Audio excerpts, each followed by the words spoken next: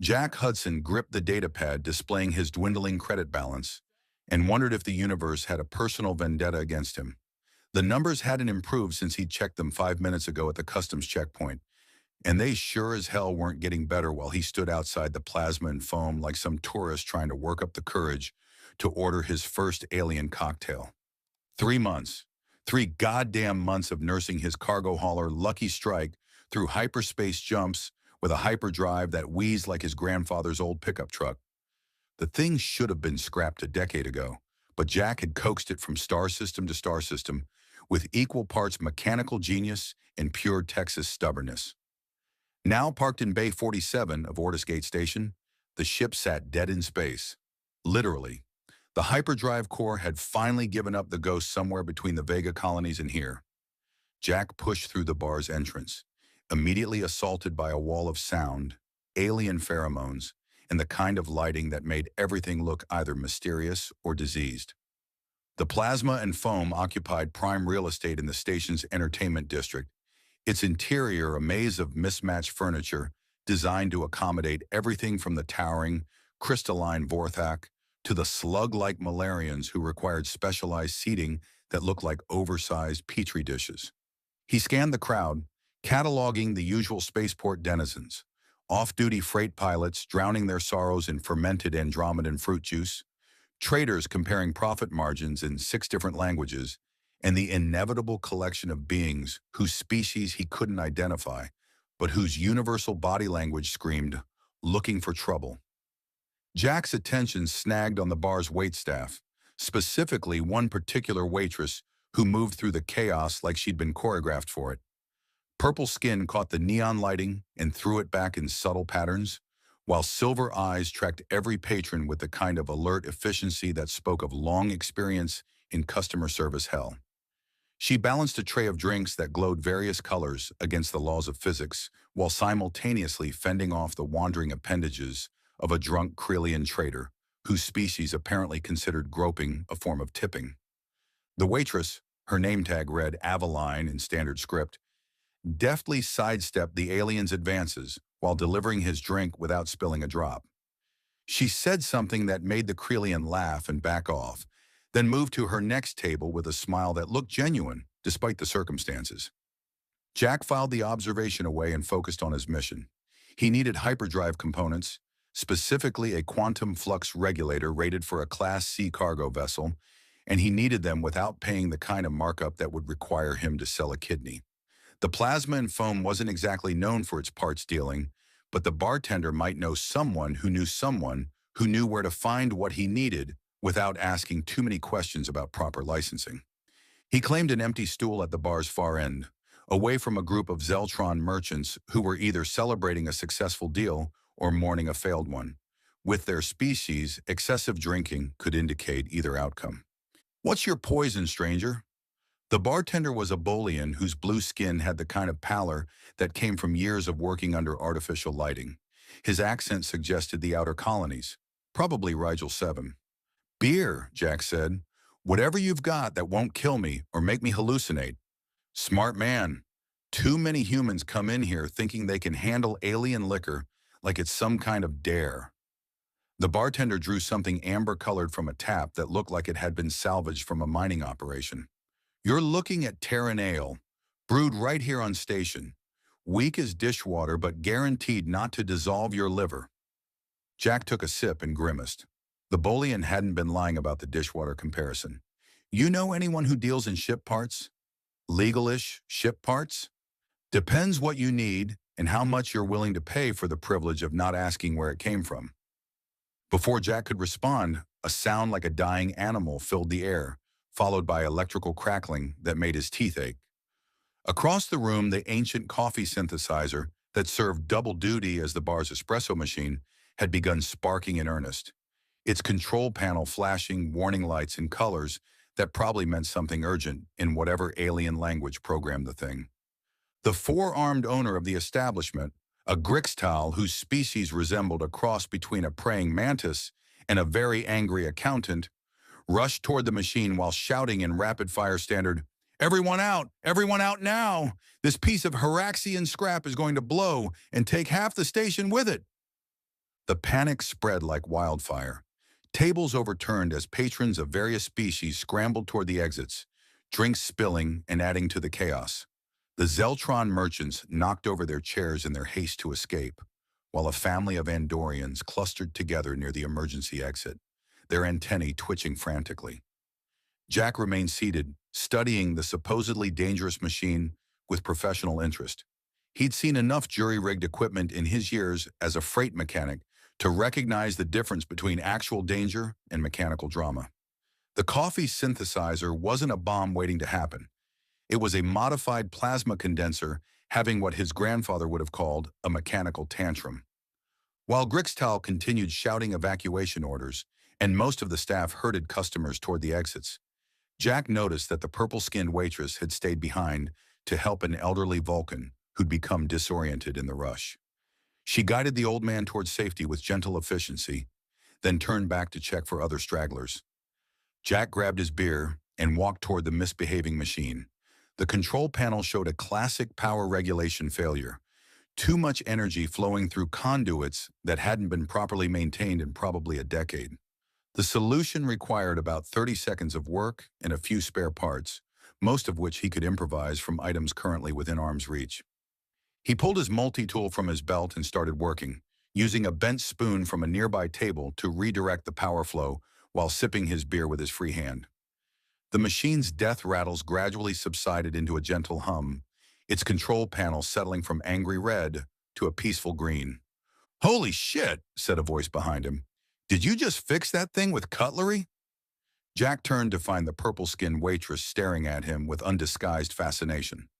Up close, her silver eyes held flecks of gold that caught the light, and her expression mixed professional gratitude with genuine curiosity. "Wasn't broken," Jack said. "Just needed someone to show it some manners." "Careful there, cowboy."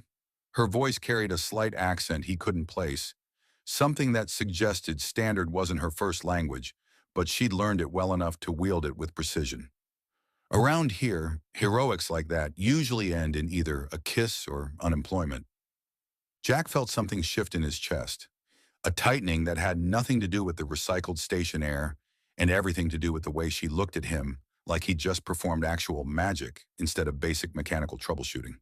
He'd been in enough spaceports to recognize when someone was genuinely impressed versus when they were just being polite, and the expression on Avalane's face definitely fell into the former category. "Well," he said, allowing himself a slight smile, "I'm hoping they kiss first." She laughed, a sound that managed to be both musical and slightly wicked. "You've got confidence, I'll give you that. Most humans who wander in here spend the first 10 minutes staring at everything like they've never seen an alien before."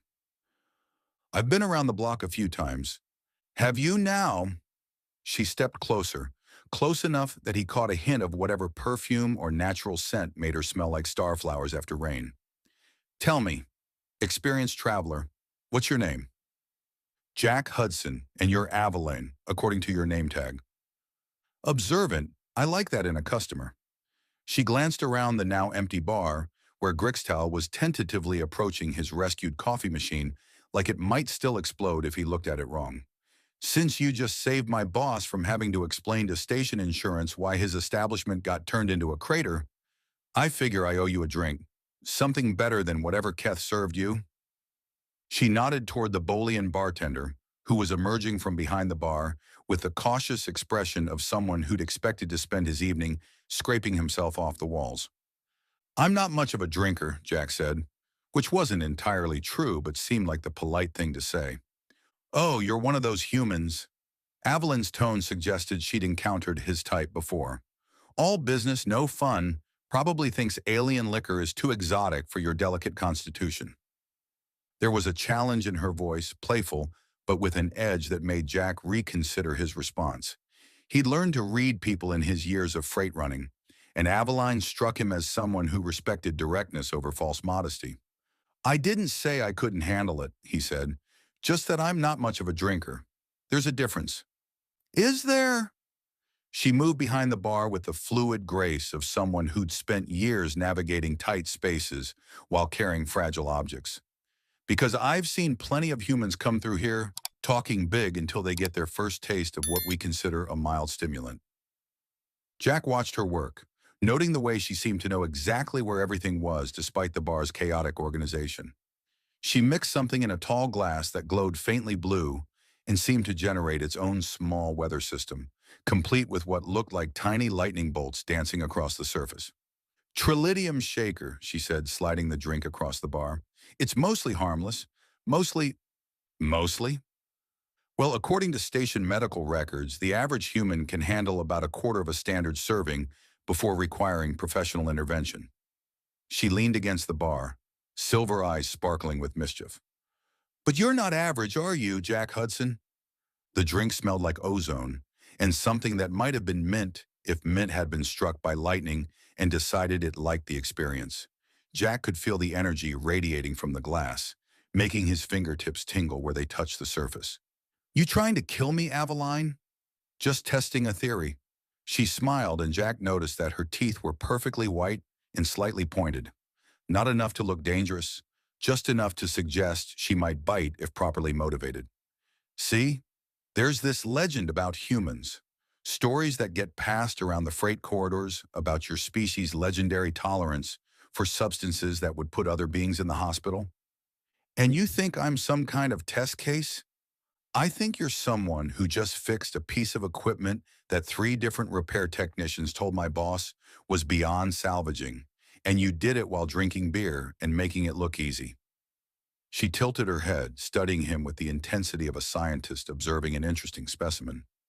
So either you're some kind of savant, or humans really are as tough as the stories say. Jack picked up the glass, feeling the liquid's energy pulse against his palm like a living thing. The smart play was to decline politely, thank her for the offer, and focus on finding those hyperdrive parts he needed. The smart play didn't involve drinking mystery cocktails that came with medical warnings, especially not when he was being challenged by a woman whose smile suggested she knew exactly what effect she was having on him. He drained the glass in 3 quick swallows. The trillidium shaker hit his system like liquid lightning, flooding his nervous system with energy that made every nerve ending sing. For a moment, Jack wondered if he'd made a serious mistake. The drink tasted like someone had distilled the essence of a stellar nursery and added just enough mint to make it palatable. His vision sharpened to the point where he could count the individual scales on Keth's blue skin, and he could hear conversations from across the station's main corridor. Then the sensation stabilized, settling into a pleasant buzz that left him feeling more alert and focused than he had in months. Huh, he said, setting down the empty glass. That was pretty good. You got another one? Aveline stared at him like he'd just announced his intention to juggle live plasma grenades. Behind her, Keth the bartender had stopped cleaning glasses and was openly gawking. You want, she began, then stopped and shook her head. You just drank enough concentrated stimulants to power a shuttle for a week, and you want another one? Sure. Jack could feel the drink working its way through his system, bringing every detail of his surroundings into sharp focus. He noticed things he'd missed before. The way Aveline's skin showed subtle patterns of darker purple when she was surprised. The fact that Grixtal was watching them from across the room while pretending to inventory bottles. The low hum of the station's life support systems that most people learn to ignore.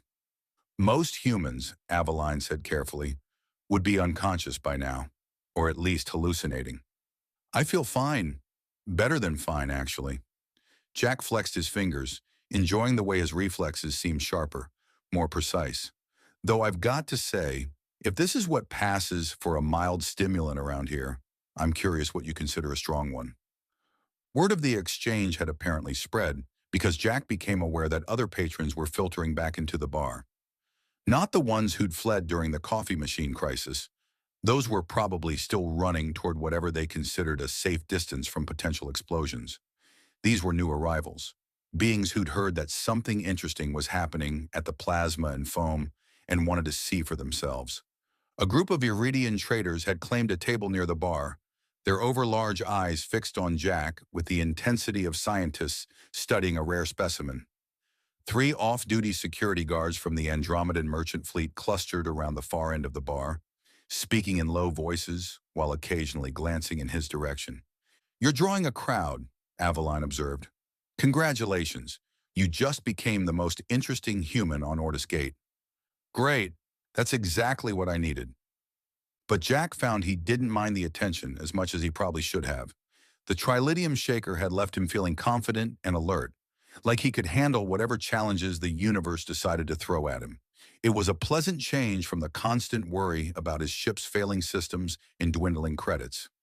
So, he said, leaning against the bar with studied casualness, do I pass your test? Aveline mixed another trilithium shaker with practiced efficiency, but Jack caught the way her hands trembled slightly as she worked. I'm beginning to think the test isn't for you. What do you mean? She slid the second drink across the bar, then met his eyes with an expression that mixed fascination with something that might have been nervousness. I mean, maybe I'm the one being tested. Maybe the universe decided to send me a human who can drink liquid lightning like it's water, just to see what I do about it. Jack picked up the second glass, noting how the energy field around it seemed to respond to his touch, the tiny lightning bolts clustering around his fingers like they recognized him. What are you going to do about it? I have no idea, she said, but I'm pretty sure it's going to be interesting. He drank the second trilithium shaker more slowly this time, savoring the way it made his senses expand and sharpen. Around them, the crowd grew larger and more diverse. He spotted beings from at least a dozen different species, all watching with the kind of fascination usually reserved for natural disasters or religious miracles. Someone in the crowd shouted something in a language Jack didn't recognize, and several other voices responded with what sounded like betting odds. Apparently, his drinking prowess had become the subject of impromptu wagering. They're taking bets, Evelyn said, translating his thoughts with uncanny accuracy. Whether you'll order a third round, how long before you pass out, that sort of thing. What did you bet? She smiled, and this time there was definitely something predatory in the expression. I bet that you'd surprise me. So far, you're winning. Jack set down the empty glass and caught her hand as she reached to take it away. Her skin was warm and surprisingly soft, with a texture that reminded him of polished stone. Aveline, yes, I think you're going to lose that bet. Before she could ask what he meant, he turned to address the crowd that had gathered around the bar. Ladies, gentlemen, and beings of various other classifications, he said, his voice carrying clearly over the ambient noise. I believe someone mentioned a third round? The response was immediate and enthusiastic. Voices shouted in a dozen languages. Credit chips appeared as bets were placed and revised, and someone started what sounded like a chant in the clicking, harmonious language of the Sindhi. Aveline stared at him with an expression that mixed admiration with genuine concern. Jack, you don't have to. Actually, he said, I think I do. See, I've got a ship that needs parts, and it looks like I just found myself an audience willing to pay for entertainment. He raised his voice again. Anyone interested in sponsoring the next round? I'm thinking we make this interesting. The crowd's response was immediate and overwhelming. Credits began flowing toward the bar as beings of various species competed to fund what had apparently become the evening's main attraction. Jack caught Aveline's eye and winked. Darlin', I think we're about to find out exactly what this human can handle. She stared at him for a long moment, then began mixing a third trilithium shaker with the kind of focused intensity usually reserved for diffusing bombs. You realize, she said, that if this kills you, I'm going to feel really bad about it. If it kills me, Jack said, you can put that on my headstone. Here lies Jack Hudson. He died doing something stupid, but at least it was interesting. The crowd pressed closer as she finished preparing the drink, and Jack realized that somewhere in the last few minutes, his simple search for hyperdrive parts had evolved into something much more complicated. He'd become the center of attention in a station bar, trading quips with a beautiful alien waitress while demonstrating either remarkable human resilience or spectacular human stupidity. Given his luck lately, it was probably both. But as he reached for the third glass, feeling the energy dance across his fingertips and seeing the mixture of fascination and worry in Aveline's silver eyes, Jack decided that maybe complicated wasn't such a bad thing after all. The universe had been throwing him curveballs for months. Finally, he was in a position to throw one back. Jack lifted the third glass, and the crowd's chatter died to an expectant murmur. The trilithium shaker in his hand pulsed with more energy than the previous two combined. Aveline had clearly decided to stop holding back. Lightning danced across the liquid surface in complex patterns, and he could feel static electricity building in the air around the glass. Last chance to back out, Aveline said, but her voice held none of the casual confidence from earlier. She was genuinely concerned now, silver eyes fixed on his face like she was memorizing his features, in case this was the last time she saw them intact. Backing out's not really my style, Jack said. He could feel the weight of dozens of alien gazes, the suspended breath of beings who'd gathered to witness either a miracle or a spectacular failure. Besides, I've got a reputation to maintain now. What reputation? You've been here 20 minutes. Exactly. I'm building it from scratch. He raised the glass in a mock toast to new experiences and questionable life choices. The third trilidium shaker went down smooth as silk and hit like a freight train, carrying a cargo hold full of supernovas. For a heartbeat, Jack wondered if he'd finally found his limit. The drink seemed to ignite every nerve ending simultaneously, flooding his system with so much energy that his vision went white around the edges. Then the sensation crystallized into something incredible. His awareness expanded beyond anything he'd ever experienced, every detail of the bar snapping into hyper-real focus. He could hear individual conversations across the room, smell the unique pheromone signatures of a dozen different species, feel the subtle vibrations of the station's massive rotational engines through the deck plating. More importantly, he felt fantastic. Better than fantastic. He felt like he could rewire the entire station's power grid, compose a symphony, and arm wrestle a Klingon, possibly all at the same time. Jack set down the empty glass with theatrical precision and turned to address his audience. "You know what?" he said, his voice carrying to every corner of the now silent bar. "I think I'm starting to like this station." The crowd erupted. Voices shouted in languages Jack couldn't identify. Credit chips flew as new bets were placed, and someone started playing what sounded like a victory anthem on some kind of wind instrument that probably had too many holes to be entirely natural. The Iridian traders were openly scanning him with handheld medical devices, their large eyes wider than seemed physically possible. Near the back of the crowd, a group of Ferengi had produced an elaborate betting board and were frantically updating odds in flowing script. Jack caught fragments of the action. 10 bars of latinum says he orders a fourth. I'll take that action. No humans ever survived 4 trilidiums. Anyone want to bet on whether he starts glowing? But Jack only had eyes for Aveline, who stood frozen behind the bar like she'd just witnessed something that violated several laws of physics and possibly biology. "Well," he said, leaning against the bar with studied casualness. "How'd I do?" She opened her mouth, closed it, then opened it again. No sound came out.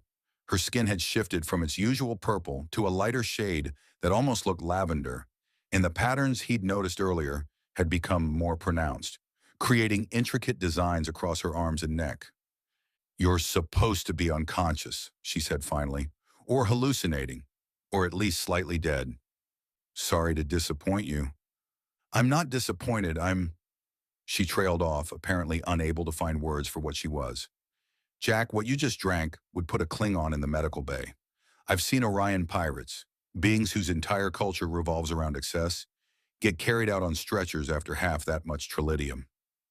"Different species, different tolerances," Jack said with a shrug that he hoped looked more casual than he felt. The truth was, he had no idea why the drinks weren't affecting him the way they should. He felt energized and alert, but not impaired. If anything, his thinking seemed clearer than usual. "It's not just different tolerances." Aveline moved closer, close enough that he caught that starflower scent again, now tinged with something that might have been nervous excitement. "What you just did is medically impossible. Humans aren't supposed to be able to process that much concentrated energy without going into cardiac arrest." "Well," Jack said, "maybe I'm not your average human." The words came out more flirtatious than he'd intended, but Aveline didn't seem to mind. If anything, the comment made her skin glow brighter, patterns of light dancing across her features like bioluminescent tattoos. "No," she said softly, "I don't think you are." From somewhere in the crowd, a voice shouted in heavily accented standard, "Fourth round! Fourth round!" The chant was quickly taken up by others, creating a rhythmic demand that filled the bar. Jack caught Aveline's eye and raised an eyebrow. "What do you think? Should I give the people what they want?" "I think," she said, "that you're either the luckiest human in the galaxy or the most dangerous one I've ever met. Which would you prefer?" She considered this with the seriousness of someone contemplating a major life decision. Around them, the crowd continued its chanting, while credits changed hands and betting odds fluctuated wildly on the Ferengi board. "Both," she said finally. "Definitely both." Jack grinned and turned to face his audience. "Ladies, gentlemen, and assorted beings of questionable but fascinating anatomy," he called out, his voice cutting through the noise. "I hate to disappoint you, but I think 3 rounds is enough excitement for one evening." The crowd's response was immediate and vocal, ranging from disappointed groans to shouted offers of significant monetary incentives. Someone in the back yelled something in Klingon that sounded either insulting or complimentary. With their language, it was hard to tell. "However," Jack continued, raising his voice over the protests, "I'll be staying on station for a few days. Anyone interested in seeing what other impossible things a human can do, well," he spread his hands in a gesture that somehow managed to be both modest and confident, "I'm sure we'll find opportunities." The crowd began to disperse, though many patrons lingered to discuss what they'd witnessed. Jack could hear fragments of conversation in a dozen languages, all variations on the same theme. Who was this human, and what was he going to do next? As the immediate press of bodies moved away from the bar, Jack found himself alone with Aveline again.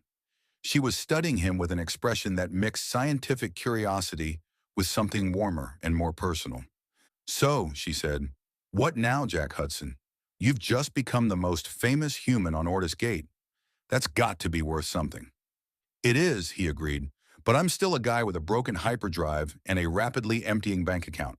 Fame's great, but it doesn't pay for quantum flux regulators." "About that," Aveline glanced around to make sure they weren't being overheard, then leaned closer. "I might know someone who can help with your parts problem, but first I've got a question." "Shoot."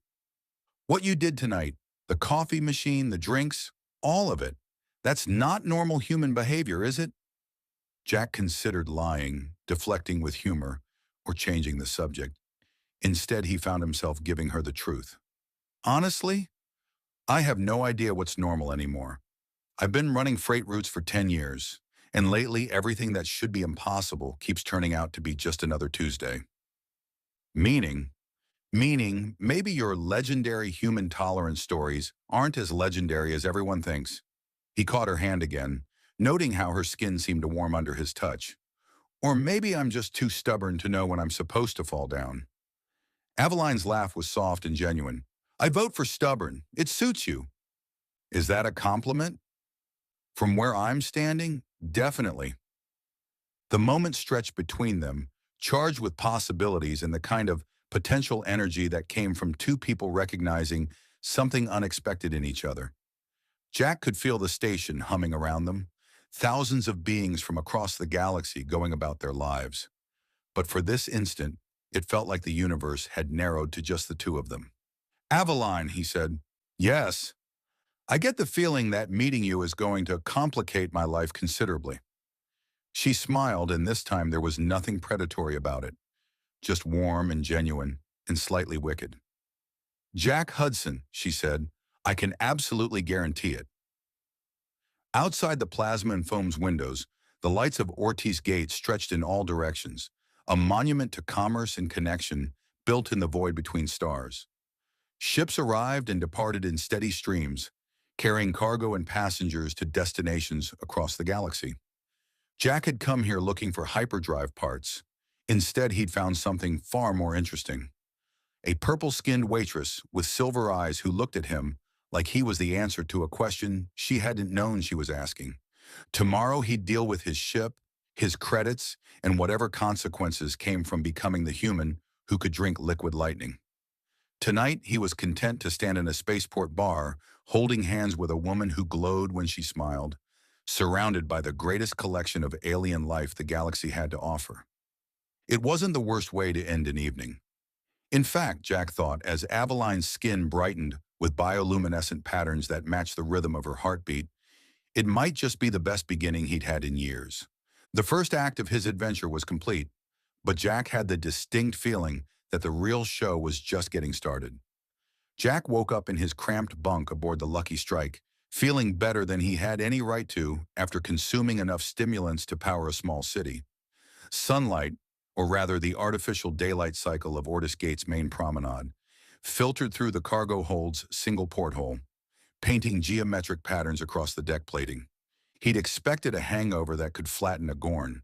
Instead, he felt like he'd slept for 12 hours and woken up ready to rebuild his ship from spare parts and pure determination.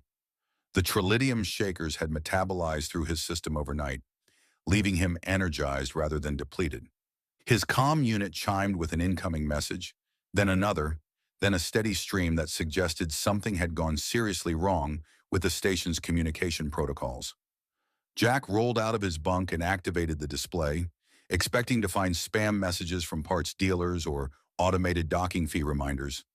Instead, he found 17 interview requests from various media outlets, 43 private messages from beings he'd never met, and one priority communication from the Ortis Gate Port Authority requesting his presence for voluntary biological assessment procedures. "Well, shit," he muttered, scrolling through messages that ranged from scientific curiosity to what appeared to be marriage proposals from species he couldn't pronounce. Aveline wasn't kidding about becoming famous. The door chime interrupted his review of the more creative propositions. Jack pulled on his work clothes and activated the external viewer, expecting to find port security or maybe a zealous xenobiologist with delusions of research grandeur. Instead, he found Aveline leaning against his ship's hull, looking like she'd raided a diplomat's closet. Gone was the practical waitress uniform. She wore flowing pants in deep blue that complemented her skin tone and a fitted jacket that managed to be both professional and subtly provocative. Her silver hair was arranged in an elaborate braid that probably had cultural significance he didn't understand, but definitely appreciated. Jack opened the hatch and stepped onto the boarding ramp. "You're up early for someone who works nights." "I'm up late," she corrected, "and I brought breakfast." She held up a container that smelled like coffee and something else, something that made his mouth water despite having no idea what it was. "Real coffee," she added, noting his expression. "Not the synthetic swill they serve at most places on station. I figured after last night, you might need something to help process the aftermath." "You figured right." Jack accepted the container gratefully, immediately recognizing the rich aroma of actual earth-grown beans. "This is expensive stuff. What's the occasion?" "Consider it a bribe." Aveline stepped closer, close enough that he caught her scent again. Starflowers and ozone, with an undertone of nervous excitement. "I have a proposition for you." "I'm listening." "Word's gotten around about your performance last night.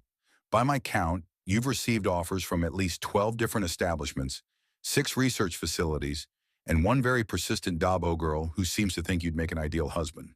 Jack nearly choked on his coffee. "How do you know about my messages?" Station gossip travels faster than warp speed, and service industry workers hear everything. Her smile was equal parts innocent and mischievous. "Plus, I may have mentioned your little demonstration to a few strategic people." "Define strategic." "The kind of people who run the establishments where real drinking happens. Not tourist traps like the plasma and foam. I mean the places where freight pilots go to forget about their ex-wives and smugglers go to celebrate successful runs." Jack set down his coffee and studied her face, looking for the angle. In his experience, beautiful women didn't show up at dawn with expensive coffee and interesting propositions, unless they wanted something that probably involved risk to his health, wealth, or sanity. "What's your stake in this?" he asked. Aveline's bioluminescent patterns flickered, a nervous tell he was beginning to recognize. "Let's just say I'm curious about the limits of human physiology." "That's not an answer." "It's the only answer you're getting until you hear my proposition." She moved closer, invading his personal space with the confidence of someone who knew exactly what effects she had on men of various species. "I want to take you on a tour of the station's most notorious drinking establishments, a proper test of your legendary human tolerance." And what do you get out of it? Bragging rights, scientific satisfaction, the knowledge that I've either witnessed medical history or attended a very expensive funeral. Jack laughed despite himself. You really know how to sell a guy on an idea. I haven't gotten to the best part yet. Aveline pulled out a data pad and showed him a list of numbers that made his eyebrows rise. These are the current betting odds on your survival at various establishments. If you can make it through even half the places on my list, the publicity alone will be worth enough credits to fix your hyperdrive 3 times over. And if I can't, then at least you'll die famous. Jack considered the proposition while finishing his coffee. The smart play was to find his hyperdrive parts, pay whatever extortionate fees the dealers demanded, and get off Ortis Gate before his newfound celebrity attracted the wrong kind of attention. The smart play didn't involve touring alien bars with a woman whose motives he didn't fully understand, no matter how attractive she was or how much she smelled like flowers after a lightning storm. On the other hand, he needed those credits, and his ship wasn't going anywhere with a dead hyperdrive. What's the route? He asked. Aveline's smile could have powered the station's lighting grid. We start with the gravity well. It's where the freight pilots hang out. They serve something called a pulsar punch that's allegedly made from fermented neutron star material. Allegedly? The recipe's proprietary, but the radiation warning labels are genuine. She consulted her datapad. After that, we hit Nebula Dreams for their famous wormhole whiskey, then the event horizon for whatever they're calling their house special this week. And you think I can handle all that? I think you're either going to surprise everyone, including yourself, or provide the station with the most entertaining medical emergency in recent memory. Her expression grew more serious. Jack, what you did last night, it wasn't just impressive, it was impossible. I've been working spaceports for 6 years and I've never seen anything like it. Maybe human tolerance really is different than everyone thinks. Or maybe you're different than everyone thinks. She moved closer, close enough that he could see the golden flecks in her silver eyes. Either way, I want to find out. The way she said it made Jack wonder if they were still talking about alcohol tolerance. The smart thing would be to ask for clarification. Instead, he found himself nodding. All right, he said, let's see how legendary human tolerance really is. The gravity well occupied a converted cargo hold in the station's industrial sector, where the artificial gravity fluctuated enough to make walking an adventure, and the air carried the permanent smell of engine coolant and recycled atmosphere. The clientele matched the decor, mostly freight pilots, cargo handlers, and the kind of mechanics who could rebuild a warp core using spare parts and creative profanity. Jack felt immediately at home. Hudson! The bartender was a grizzled Tellarite whose beard had gone gray from years of exposure to exotic particles. Heard you made quite a show of yourself last night. Grixtal's been telling everyone who'll listen about the human who drinks tritium like water. Word travels fast, Jack said, claiming a stool at the scarred metal bar. Faster when it's interesting. Most humans who come through here order synthahol and complain about the noise. The Tellarite studied Jack with professional interest. You really put down 3 tritium shakers? 4, Aveline said, sliding onto the stool beside him. He was just getting started when I cut him off. 4? The bartender shook his head in disbelief. Well, if you survive that, you might actually live through a pulsar punch. Fair warning, though. Last human who tried one ended up in the medical bay, seeing geometric patterns for 3 days. What's in it? Jack asked. Trade secret. All I can tell you is it glows in the dark, and the ingredients are technically legal in this sector. The Tellarite began mixing something that looked like liquid starlight in a glass that seemed to bend light around its edges. You sure about this, human? My insurance doesn't cover stupidity. Jack looked at Aveline, who was watching him with an expression that mixed anticipation with genuine concern. You having second thoughts? About the drink? No. About whether you're completely insane? Jury's still out. The pulsar punch arrived glowing with its own internal light, casting dancing shadows across the bar. Jack could feel energy radiating from the glass, making his fingertips tingle where they touched the surface. Bottoms up, he said, and drained the glass in one continuous swallow. The effect was immediate and spectacular. Jack's vision exploded into fractals of color and light. showing him the underlying geometric structure of the universe.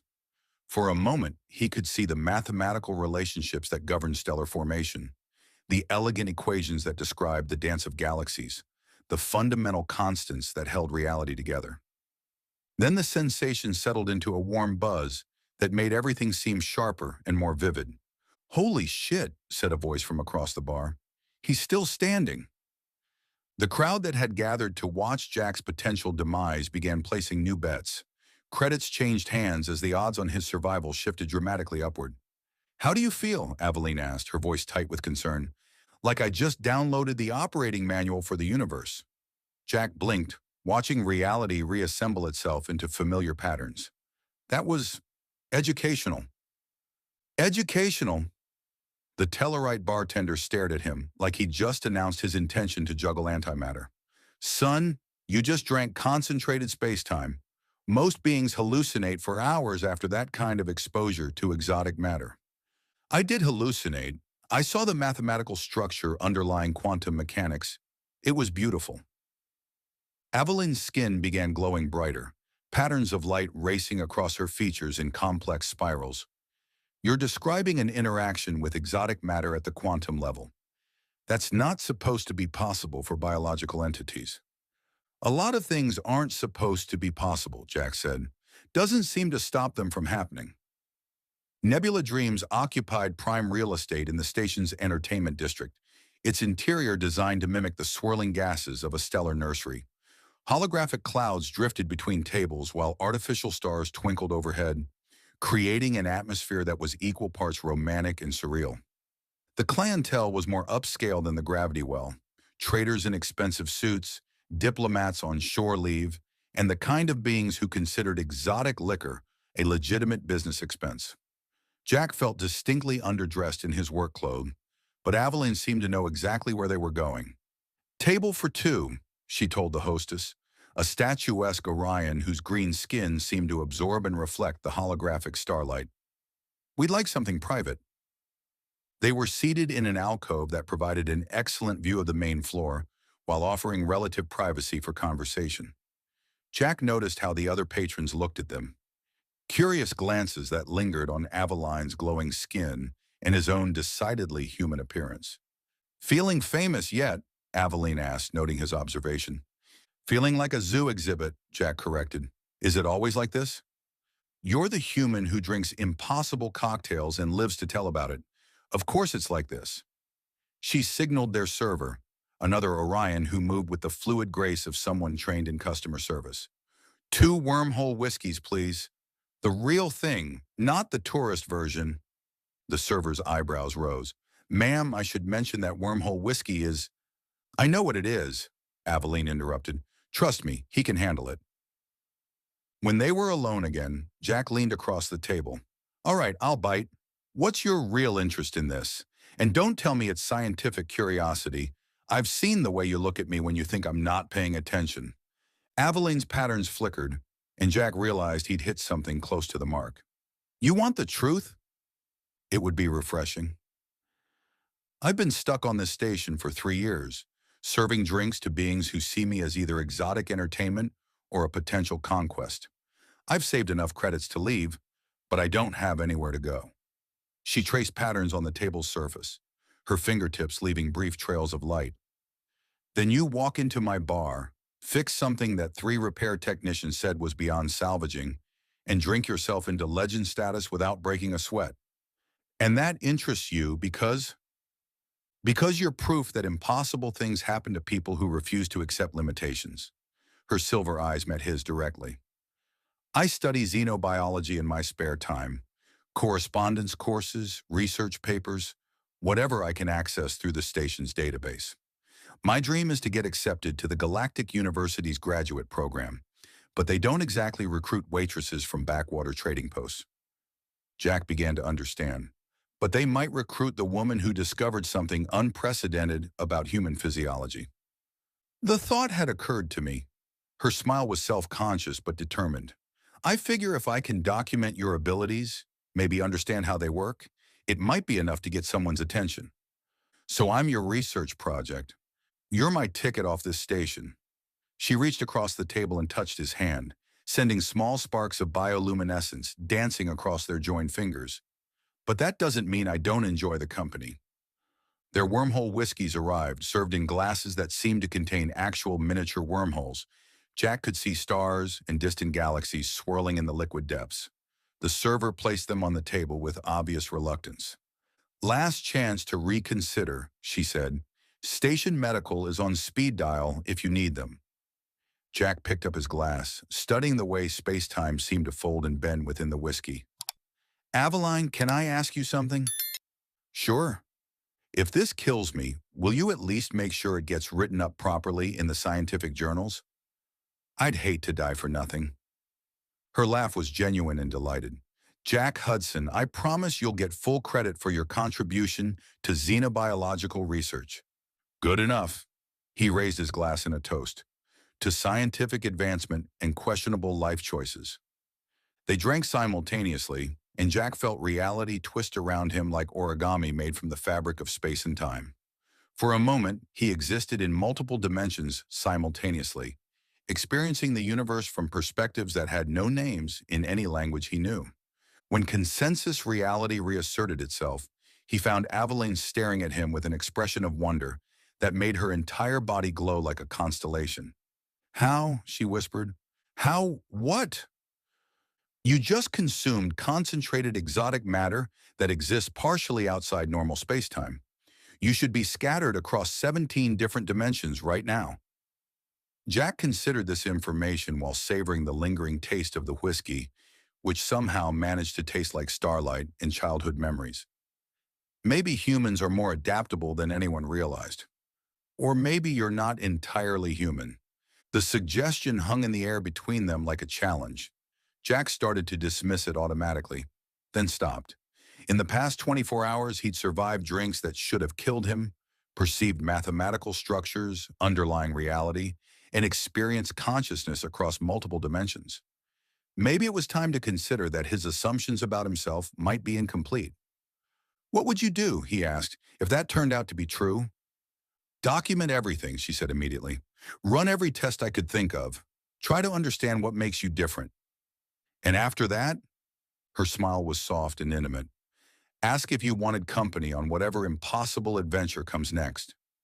The event horizon lived up to its ominous name, occupying a converted docking bay where the artificial gravity had been intentionally unstable to simulate the tidal forces near a black hole. Patrons floated in various orientations around the curved walls, while servers moved through the space using mag boots and practiced grace. The establishment catered to the kind of beings who found conventional bars too boring: smugglers, mercenaries, and individuals whose species names were classified by multiple governments. Jack and Aveline were definitely the most conventional-looking patrons present. Interesting choice of venue, Jack said, adjusting to the disorienting gravity shifts. I wanted to see how you handle exotic physics along with exotic chemistry. Aveline moved beside him with the fluid adaptability of someone who'd spent time in variable gravity. Their house special is called a singularity sour. According to the menu, it contains matter compressed to the point where normal physics breaks down. Naturally, Jack studied the other patrons, noting the way conversation stopped when they recognized him. Word of his drinking prowess had apparently reached even the station's most disreputable establishments. Any particular reason you saved this place for third? I wanted to work up to it. Each drink has been more dangerous than the last. If there's a limit to what you can handle, I want to find it before you find out the hard way. They secured themselves to a table that oriented vertically relative to the main bar, providing an excellent view of the controlled chaos around them.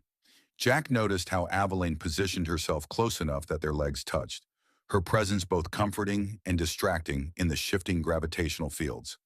Can I ask you something personal, he said. Shoot. This world you grew up on, the matriarchal one where expressing desires was discouraged. What was that like? Aveline's patterns dimmed, becoming more subdued. Imagine being told from birth that your value lies in serving others, that individual ambition is selfish, that the greatest achievement possible is to disappear so completely into your assigned role that no one notices you exist. Sounds like hell. It was stable, Predictable. Safe. She touched his arm, sending brief sparks across his skin. Everything I've been avoiding since I left. Any regrets? About leaving? None. About the years I wasted trying to be invisible? She gestured around the chaotic bar. Let's just say I'm making up for lost time. Their server approached, a being whose species Jack couldn't identify, but whose collection of scars suggested extensive experience with dangerous situations. First time at the horizon? For him, Evelyn said. 2 singularity sours, please. Ma'am, I'm required to inform you that consumption of compressed matter cocktails has resulted in temporal displacement in roughly 12% of documented cases. Are you sure? We're sure, Jack interrupted, but I appreciate the warning. When they were alone, Evelyn leaned closer. Temporal displacement. I figure at this point, traveling through time might actually be the least dangerous thing that happens to me today. The singularity sours arrived glowing with an inner darkness that seemed to absorb light from the surrounding area. Jack could feel space-time warping around the glass, creating subtle distortions in his peripheral vision. You know, he said, studying the impossible liquid, when I woke up yesterday morning, my biggest problem was a broken hyperdrive. And now I'm about to drink compressed matter with a beautiful alien woman in a bar that defies physics, while apparently being studied by every xenobiologist in this sector. He raised his glass. I have to say it's been an improvement. Aveline's entire body brightened at the compliment, patterns of light dancing across her skin in complex spirals. Jack? Yeah. For what it's worth, you've been the best part of my last 3 years on this station. The singularity sour tasted like the moment before creation, like the pause between heartbeats when anything is possible. Jack felt reality compress around him, then expand into configurations that had no names in standard physics. Time flowed backward and forward simultaneously, while space folded into dimensions that existed only in theoretical mathematics. When the universe finished rearranging itself, he found himself looking at Avalon across a table that had somehow become the center of a small crowd. Beings of various species floated around them in the variable gravity, all staring with the kind of fascination usually reserved for natural disasters or religious miracles. Still here, he reported, checking to make sure all his appendages had returned from whatever dimensional excursion they'd taken. Still impossible, Aveline whispered, her skin glowing so brightly that other patrons were using her as a navigation beacon. From somewhere in the crowd, a voice called out, "What's next? Compressed antimatter? Liquid black hole?" "Actually," said a new voice, "I have a better idea." The crowd parted to reveal Grixtal, Aveline's four-armed boss, flanked by 3 beings who looked like trouble wearing expensive suits. The plasma and foam's owner moved through the variable gravity with the practiced ease of someone who spent serious time in exotic environments. "Grixtal," Aveline said, her patterns shifting to warning colors. "What are you doing here?" "Cleaning up the mess you've created." His compound eyes fixed on Jack with undisguised hostility. "This human has turned my establishment into a circus, my employees into celebrities, and my insurance premiums into a mathematician's nightmare." "No one forced you to let him drink at your bar," Aveline shot back. "No, but someone convinced him to continue his little tour, drawing attention away from paying customers and toward whatever freak show this has become." Grixtal gestured at the crowd surrounding their table. "Do you have any idea how much money I've lost today? Because everyone on station is more interested in watching your pet human than spending credits at my bar." Jack stood up, or tried to. The shifting gravity made the gesture more complex than intended. "If you've got a problem with me, let's discuss it like adults." "Adults don't drink impossible cocktails for entertainment," Grixtal snapped. "Adults don't turn respectable establishments into betting parlors, and adults don't corrupt good employees with delusions of grandeur." "Hey," Jack said, his voice carrying the kind of edge that made smart beings reconsider their life choices. "Watch how you talk about her." "Or what? You'll drink at me threateningly?" The crowd around them had grown larger, drawn by the confrontation. Jack noticed several beings recording the exchange, probably for broadcast to whatever passed for social media in this sector. "Grixtal," Aveline said, floating closer to her boss, You can't fire me for this. I'm off shift, I'm using my own credits, and what I do in my personal time is my business. What you do in your personal time becomes my business when it affects my establishment's reputation. Grixtal's forearms gestured emphatically. I'm not firing you for fraternizing with customers. I'm firing you for turning my bar into a sideshow. Then fire me, Aveline said, her voice steady despite the way her patterns flickered with emotion. Because I'm not apologizing for finding someone who makes the impossible look easy. Before Grixtal could respond, one of his companions, a Vorthak merchant whose species resembled an angry cross between a bear and a tree, stepped forward with the swagger of someone who'd been drinking for several hours. Wait a minute, the Vorthak slurred, his voice carrying across the bar. This is the famous human? The one who drinks trilithium like water? That's him, someone in the crowd confirmed. Doesn't look like much. The Vorthak produced a bottle from his coat that made everyone in the immediate vicinity take a step backward. The liquid inside glowed with the kind of angry red that suggested it was either radioactive or actively malevolent. Let's see how he handles thermonuclear tequila. Even in the chaos of the event horizon, the name created a sudden silence. Jack could hear the hum of the station's life support systems, the distant rumble of docking procedures, the sound of his own heartbeat. That's illegal in 17 sectors, someone whispered. Technically classified as a weapon in 12 more, added another voice. The Vorthak merchant grinned, revealing teeth that had been sharpened to points. One bottle, straight down. Prove you're as tough as they say, human. Jack looked at the bottle, then at Aveline, whose expression had shifted from defiant to genuinely terrified. Even in the variable gravity of the event horizon, he could see her hands trembling. Jack, she said softly, don't. That stuff can actually kill you. Listen to your girlfriend, human, Grixtal said. Even I wouldn't drink a full bottle of that poison. Jack studied the bottle, noting the warning labels in at least 6 languages and what appeared to be a radiation hazard symbol. The smart play was to decline, walk away, and let this confrontation end without anyone getting hurt. But as he looked around the crowd, beings from across the galaxy who'd come to witness either a miracle or a spectacular failure, Jack realized that this wasn't really about the drink. It was about Aveline's job, her dreams, and her chance to escape a life that had never given her room to be herself. It was about proving that impossible things happen to people who refuse to accept limitations. You know what, Jack said, reaching for the bottle. I think I'll have that drink. The crowd's reaction was immediate and overwhelming. Voices shouted warnings, bets were placed and revised, and someone started what sounded like a prayer in a language that consisted entirely of harmonious clicking. But Jack only had eyes for Aveline, who was staring at him with an expression that mixed terror with something that might have been love. Before I drink this, he said loud enough for everyone to hear, I want to make something clear. Whatever happens to me, Aveline Zente is the smartest, bravest, most remarkable being on this station. If anyone has a problem with that, they can take it up with me after I finish this bottle. Aveline's skin blazed with bioluminescent patterns that turned her into a living constellation. Jack and Grixtal.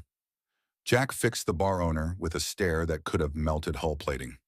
If you fire her over this, you're going to find out exactly what this human is really capable of. But it won't be in your bar. He raised the bottle of thermonuclear tequila in a toast to the crowd, to the impossible, to the woman who glowed like starlight when she smiled, to legendary human tolerance, he said, and the beings brave enough to test it. Then Jack Hudson, freight mechanic from Texas, tipped back the bottle and began drinking liquid fire while reality held its breath around him. The second act of his adventure was complete, but Jack had the distinct feeling that the real test was just beginning. Jack woke up in the station's medical bay with the distinct impression that he'd been hit by a freight hauler traveling at warp 9. The overhead lights felt like miniature suns boring holes through his skull, and every sound, from the hum of medical equipment to the distant conversations of medical staff, seemed amplified to painful levels. Well, look who decided to rejoin the living. Jack turned his head carefully, expecting to find a doctor or nurse. Instead, he found Aveline sitting in a chair beside his bed, her purple skin pale with exhaustion and her silver eyes rimmed with what looked like dried tears. "How long was I out?" His voice came out as a croak, throat raw from whatever the thermonuclear tequila had done to his system. 18 hours. The doctors weren't sure you were going to wake up. She leaned forward, close enough that he caught her familiar scent. Starflowers and ozone, now tinged with worry and sleeplessness. "Jack, what you drank, it should have killed you. It has killed beings with 3 times your body mass." Memory returned in fragments. The bottle of liquid fire, the crowd's shocked silence, the sensation of reality unraveling around him as the tequila hit his system like a controlled nuclear reaction. He remembered collapsing, Aveline's scream, the chaos as medical personnel rushed to the event horizon. "But I'm not dead," he said, testing his limbs to make sure everything still worked. "So I guess human tolerance really is legendary." "Don't joke about this." Her patterns flared with agitation. "You were clinically dead for 4 minutes. Your heart stopped, your brain activity flatlined, and the medical team was preparing to call it when you suddenly sat up and asked for water." Jack absorbed this information, trying to reconcile it with the fact that he felt surprisingly good, considering he'd apparently died and come back. "What did the doctors say?" "That you're medically impossible." They ran every test they could think of: genetic scans, cellular analysis, neural mapping. "According to their equipment, you're completely human, but you process toxic substances in ways that violate several laws of biology." "Interesting?" "Interesting." Aveline's voice rose several octaves. "Jack, you died. For 4 minutes you were gone, and I thought—" She stopped, unable to finish the sentence. Jack reached for her hand, noting how her skin trembled under his touch. "Hey, I'm okay. Whatever happened, I'm still here." "This time? What about next time? What happens when someone challenges you to drink something that even your impossible physiology can't handle?" "Then I guess we'll find out if Texas stubborn is stronger than alien chemistry." He squeezed her hand gently. "But right now, I'm more worried about you. You look like you haven't slept." "I haven't. I've been here since they brought you in, making sure you were still breathing." Her patterns shifted to softer colors, exhaustion overriding her emotional turmoil. "The doctors wanted to transfer you to a research facility. They said you represented the most significant xenobiological discovery in decades. And I told them you weren't a specimen to be studied." "You were." She paused, seeming to search for the right words. "You were important to me." The simple statement hit Jack harder than the thermonuclear tequila had. He'd spent years moving from station to station, port to port, never staying long enough to form connections that might complicate his life. The idea that someone had sat beside his bed for 18 hours, fighting off researchers and worrying about his survival, felt more impossible than his ability to drink exotic toxins.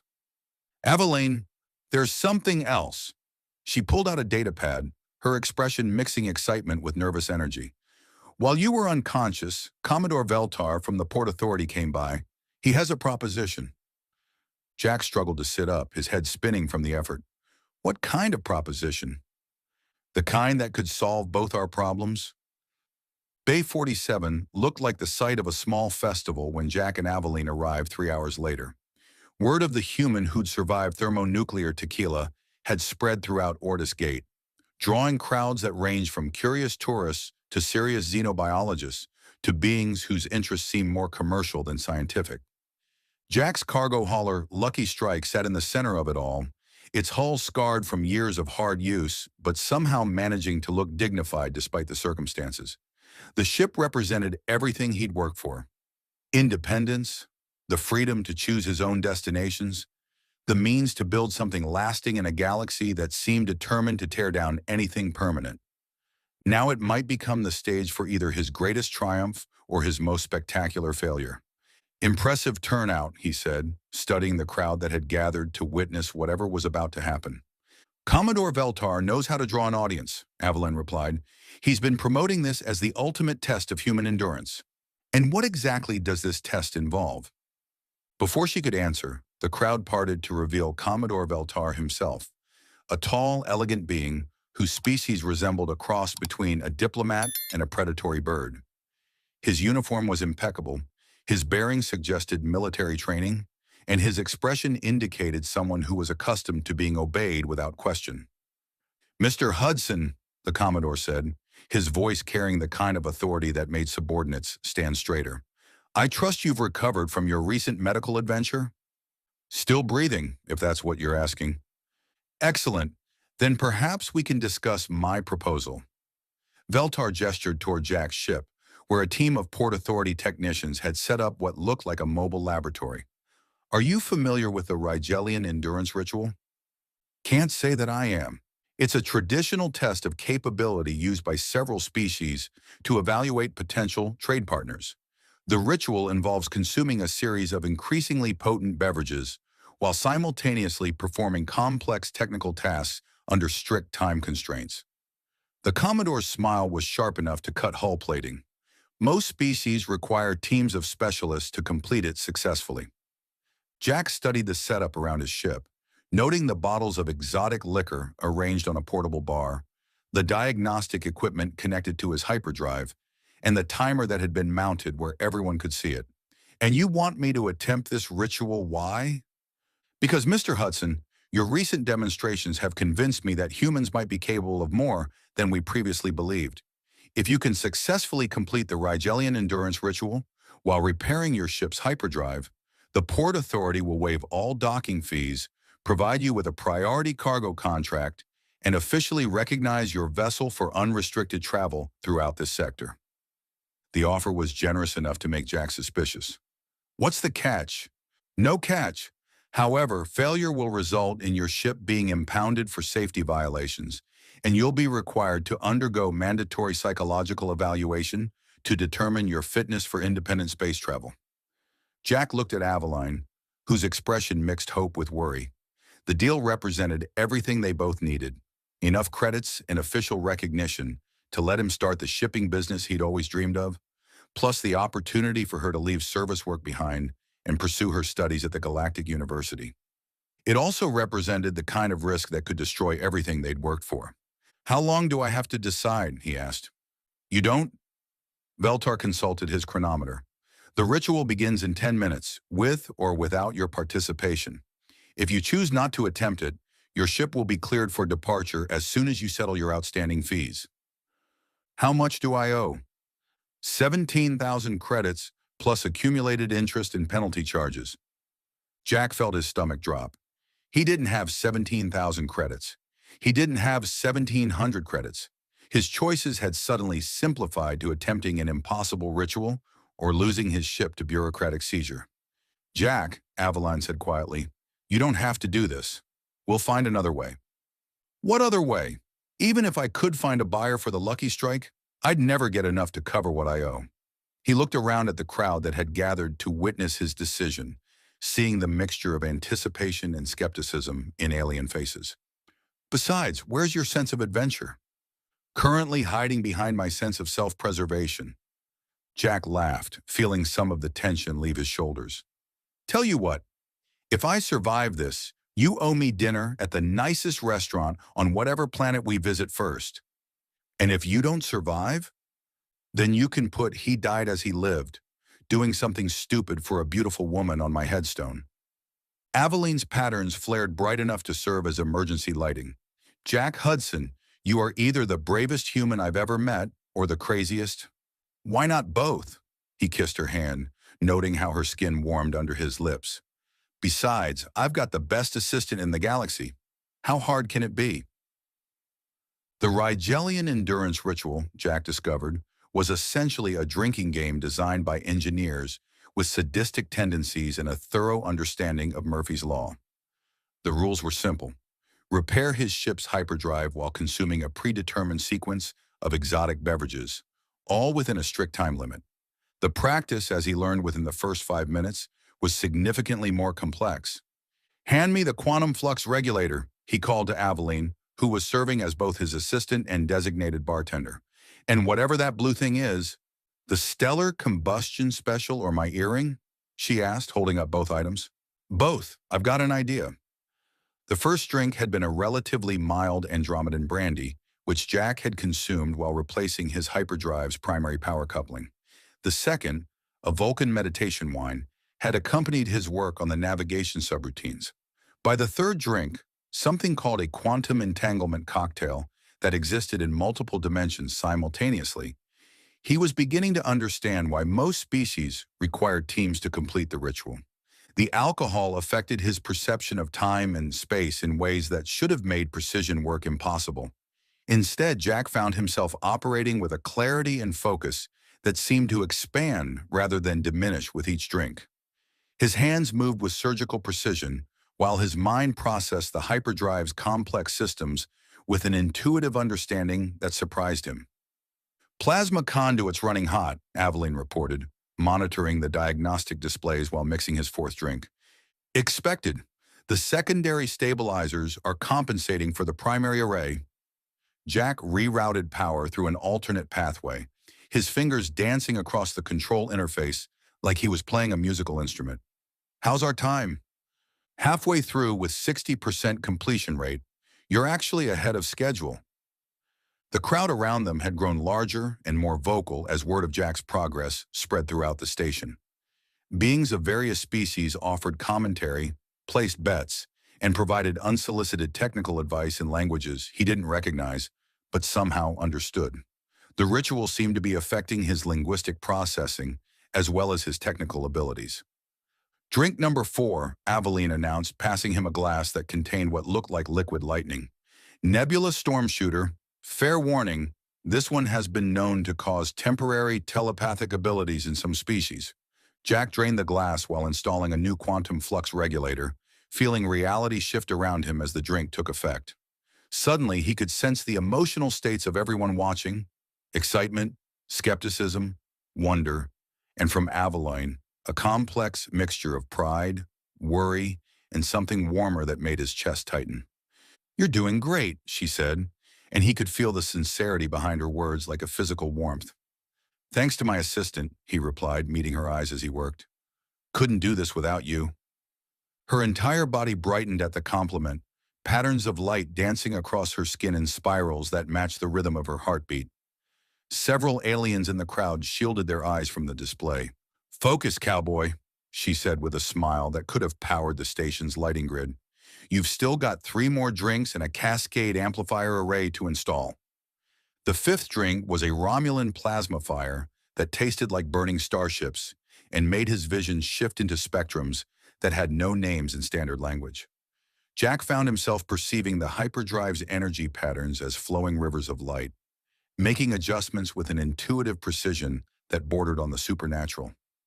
The 6th drink, a Klingon blood wine that probably contained actual blood from something with too many teeth, accompanied his work on the temporal stabilization matrix. The alcohol seemed to sharpen rather than impair his reflexes, allowing him to make adjustments that required nanosecond timing. 10 minutes remaining, Commodore Veltar announced, his voice carrying over the crowd's increasingly excited chatter. Jack was installing the final component when disaster struck. A power surge from the station's grid caused a cascade failure in his ship's ancient electrical systems, sending energy feedback through the hyperdrive core that threatened to overload the entire array. Warning lights flashed throughout the cargo bay as automated systems screamed alerts in multiple languages. The crowd began backing away from the ship, some beings running for the exits as the hyperdrive's containment field fluctuated wildly. "Jack!" Aveline shouted over the alarm sirens. "The core's going critical. You need to shut it down now." Most people would have stopped drinking and focused entirely on preventing an explosion that could level half the docking bay. Jack, however, was not most people. He was a Texas mechanic who'd spent the last hour consuming enough exotic alcohol to kill a horda, and his brain was operating on levels of creative problem-solving that probably violated several laws of physics. "Aveline," he called, his hands moving across the control panels with inhuman speed. "I need that last drink." "Are you insane? The ship's about to explode." "Trust me." She hesitated for perhaps a second, then grabbed the final glass from the bar, a supernova sunset that glowed with the fury of a dying star. "Here!" Jack caught the glass without looking away from his work, draining the contents in one smooth motion, while his other hand rerouted power through the ship's auxiliary systems. The drink hit his system like liquid starfire, expanding his consciousness to encompass the entire hyperdrive assembly. In that moment of perfect clarity, he saw the solution. Instead of trying to contain the power surge, he channeled it through the empty glass, using the exotic matter residue from the supernova sunset as an improvised quantum resonator. The glass became a focal point for the excess energy, creating a harmonic frequency that stabilized the entire hyperdrive core. The warning alarms died. The lights stopped flashing. The hyperdrive settled into a gentle hum that was smoother and more stable than anything the Lucky Strike had produced in years. Jack set the empty glass down with theatrical precision and turned to address the stunned crowd. "Ladies, gentlemen, and assorted beings of questionable but fascinating anatomy," he announced, "I believe that concludes tonight's entertainment." The crowd erupted in celebration, but Jack only had eyes for Aveline, who stood frozen beside the diagnostic equipment with an expression of wonder that made her entire body glow like a constellation. "How?" she whispered. "Texas engineering," he said with a grin. "We specialize in making the impossible look easy." She stared at him for a long moment, then launched herself into his arms with enough force to knock him backward against his ship's hull. Her lips found his in a kiss that tasted like starlight and possibility, while her bioluminescent patterns blazed bright enough to serve as emergency lighting for the entire cargo bay. When they finally broke apart, Jack found himself looking into silver eyes that held flecks of gold and a depth of emotion that made his chest tighten. "So," he said, "what do you say we get off this station?"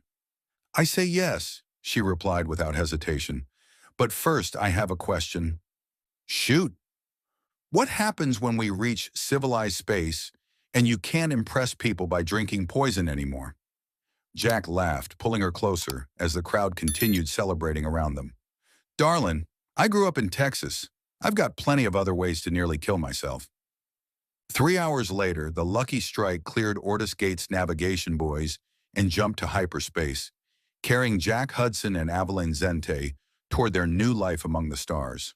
The ship's hyperdrive ran with the smooth efficiency of a machine half its age, while the cargo hold contained everything they owned and several crates of exotic liquor that various aliens had pressed upon Jack as gifts.